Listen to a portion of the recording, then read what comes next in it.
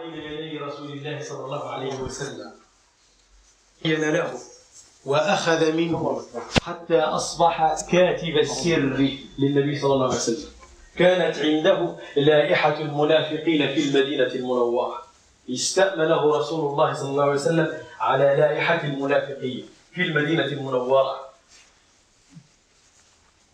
لماذا؟ لأنه كان صارما في الحق، صدوقا واضحا، لا يحب الضعف، لا يحب الالتواء، لا يحب التلكؤ، لا يحب الري والذبذبة، لا يحب الإرجاف، لا يحب المنافقين ولا يحب النفاق. لما كان كذلك أصبح أخصائيا في فن كشف شبهات المنافقين، أخصائيا، حتى أن عمر بن الخطاب كان يقول له: تعال يا حذيفة، هل تشتم في ريح النفاق؟ ولما استأمنه رسول الله صلى الله عليه وسلم عن لائحة المنافقين ذهب إليه الفاروق عمر وهو الأريم الحصيف الحكيم، ذهب إليه وقال له رضي الله عنه: أستحلفك بالله يا حذيفة، اسمي يوجد في لائحة المنافقين، فأنا من المنافقين. لما استحلفه بالله قال له: لا، لست فيها ولا أزكي بعدك أحدا، لست فيها ولا أزكي بعدها أحدا. انظروا كيف أن الصحابة المؤمنون الأولون كانوا يخافون على أنفسهم من النفاق، من هذا المرض العضال الذي يحبط الأعمال وينسف الأعمال نسفا، وصاحبه في الدرك الأسفل أو في الدرك الأسفل من النار. يخافون من النفاق. يستحلفه بالله: فأنا أوجد أو أنا في لائحة المنافقين. وكذلك كان حذيفة بن اليمان، كان كذلك يقول: كان الناس يسألون رسول الله صلى الله عليه وسلم عن الخير وكنت أسأله عن الشر مخافة أن يدركني. تخاف من الشر أن يدركه، تخاف على نفسه.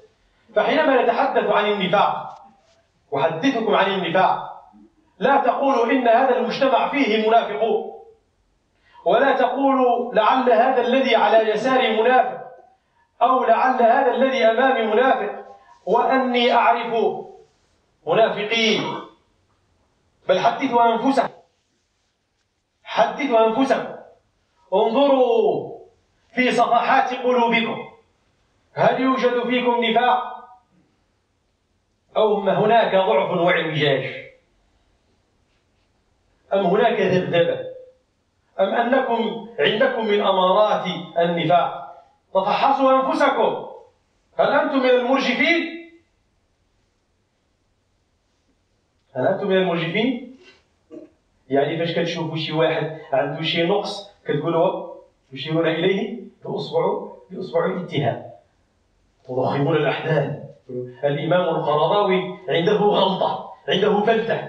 الإمام القرضاوي مجاهد عظيم، ألا ترى أنه كتب من المؤلفات 100 ويزيد؟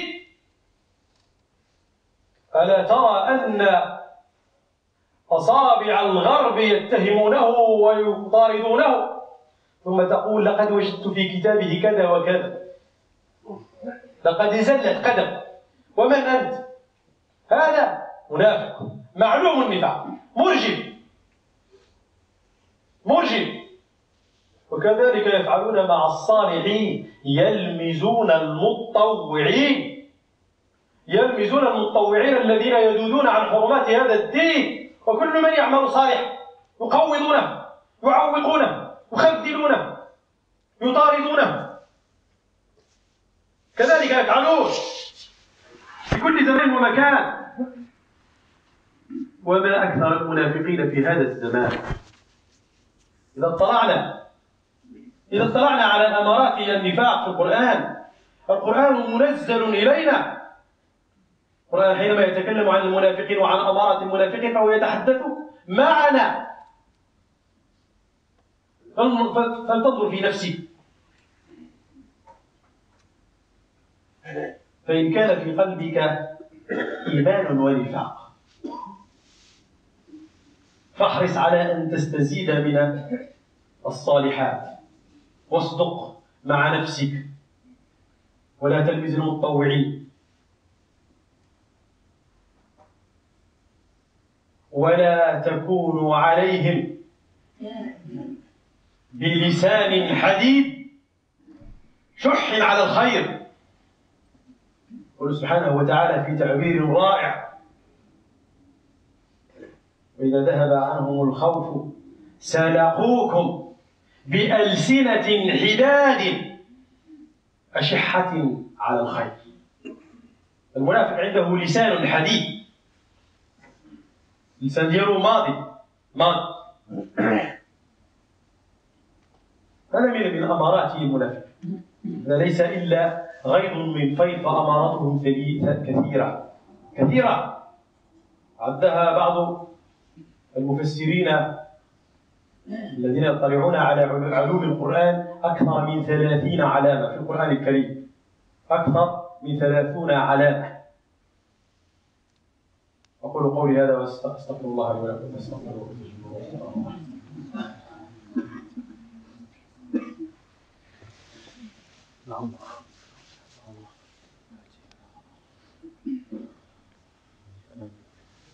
Louange à Dieu de tout clément et tout miséricordieux. Je témoigne qu'il y a des divinités, qu'Allah exalté soit-il et magnifié soit-il.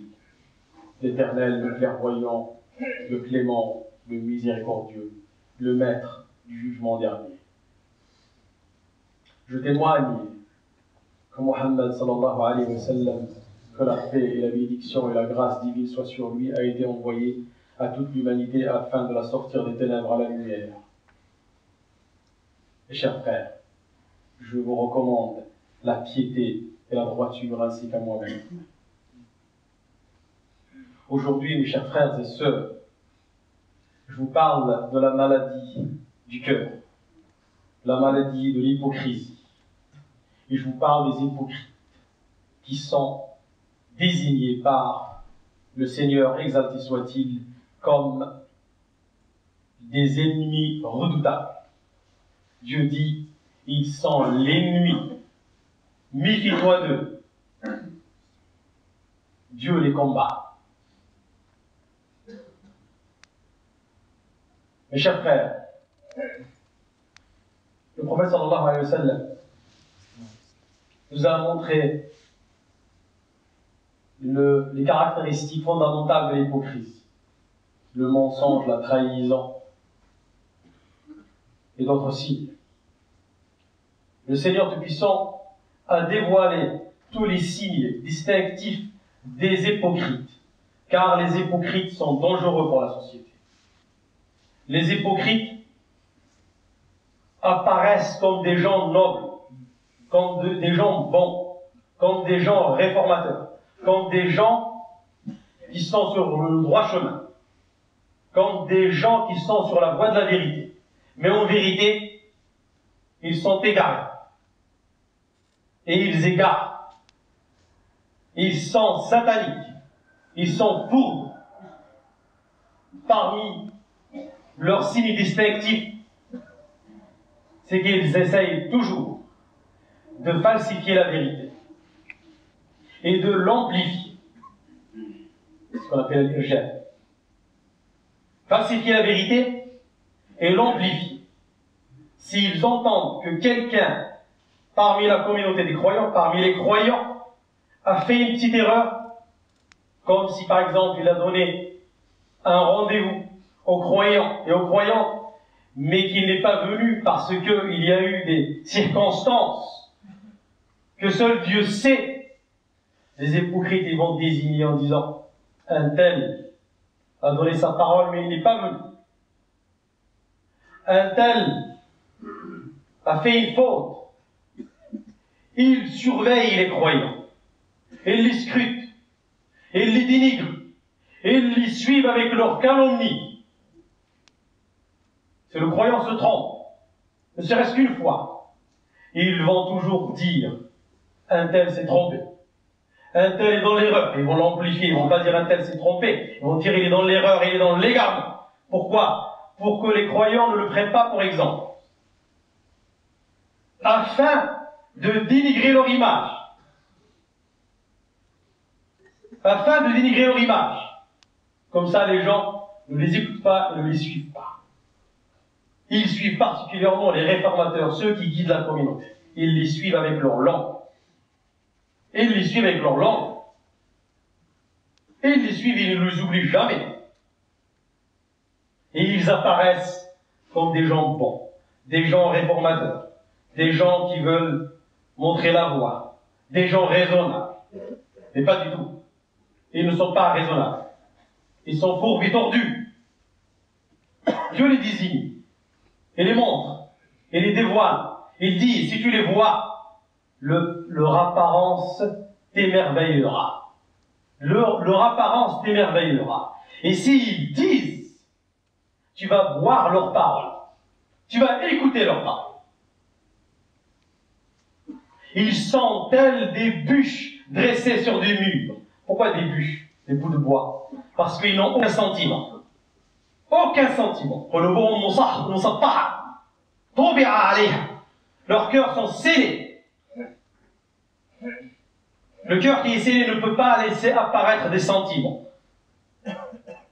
Donc ils sont comme des bûches appuyées sur des murs. Ils pensent que chaque cri est dirigé contre eux. Ils pensent qu'ils sont le centre du monde. Ils sont égoïstes, égocentriques. Ils pensent que chaque cri est dirigé contre eux. Ils ont une fierté personnelle exagérée, une suffisance. Le Seigneur dit, ils sont l'ennemi redoutable. Méfiez-vous d'eux. Et les dévoile.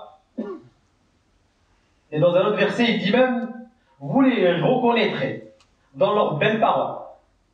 ولا تعرفنهم في لحن القول ولا تعرفنهم في لحن القول إنهم يجلبون العقول ويسحرون العقول بكلماتهم اللامعة الجميلة.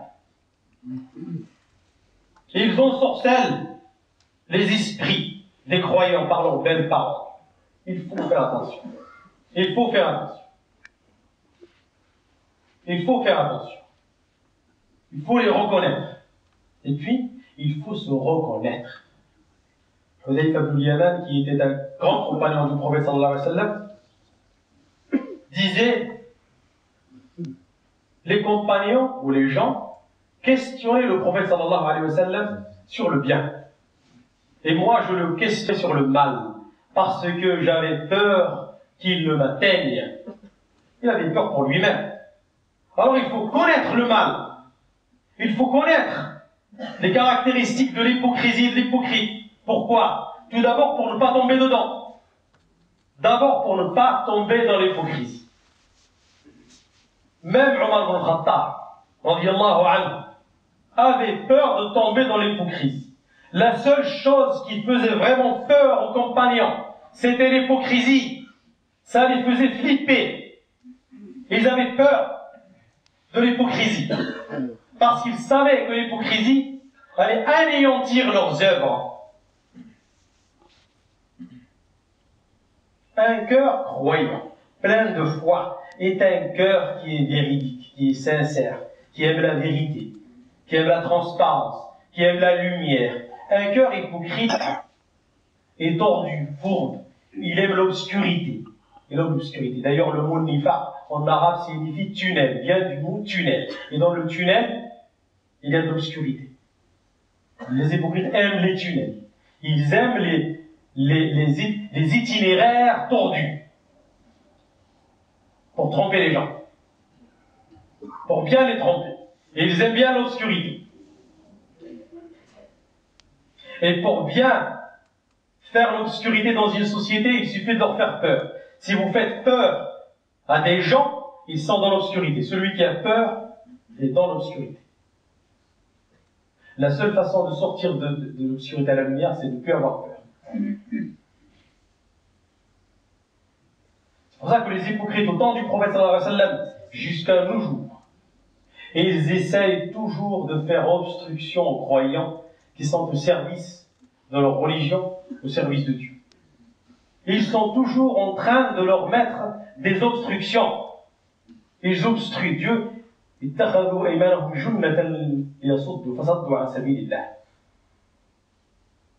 ils jurent, et ils prennent leurs serments comme des boucliers afin de faire obstruction au chemin de Dieu.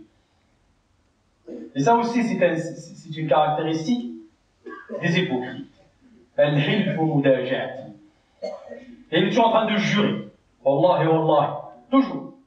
En train d'utiliser son serment comme un bouclier. Wallahi, pour que les gens puissent le croire. فلا تتبع كل حلاف مهين. لا تتبع كل حلاف مهين.